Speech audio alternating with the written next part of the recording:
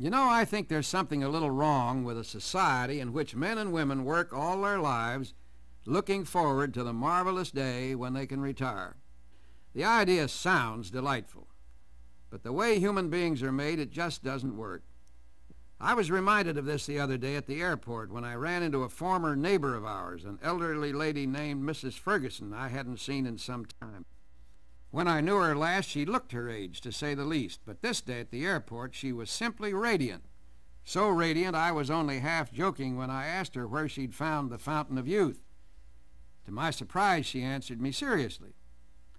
"Why, Dr. Peale," she said, "I guess I found the fountain of youth in my own apartment house."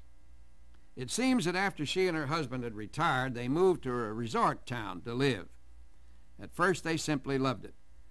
But fairly soon the novelty wore off, and they honestly didn't know what to do with themselves except worry about their aches and pains. Then one day a young couple with a tiny baby moved into the apartment below. The baby cried day and night, and it seemed to the Fergusons that the young parents argued night and day.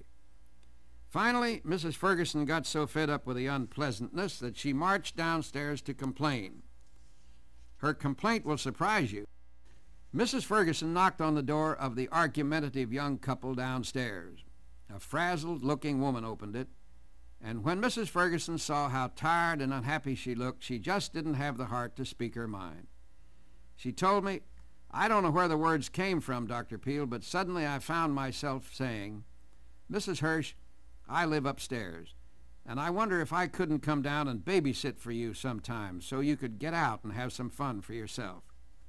Well, according to Mrs. Ferguson, young Mrs. Hirsch burst right out into tears.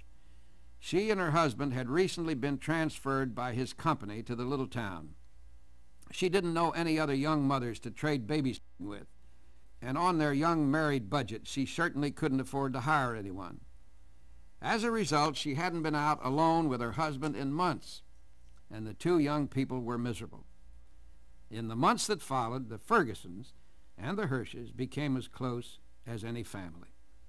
And as Mrs. Hirsch met other young mothers, whom she introduced to Mrs. Ferguson, the older woman got an idea. Why not start a new business, a day nursery for preschool children, so that all these young mothers could get out of their houses, make friends, and even help out with the finances by going back to work.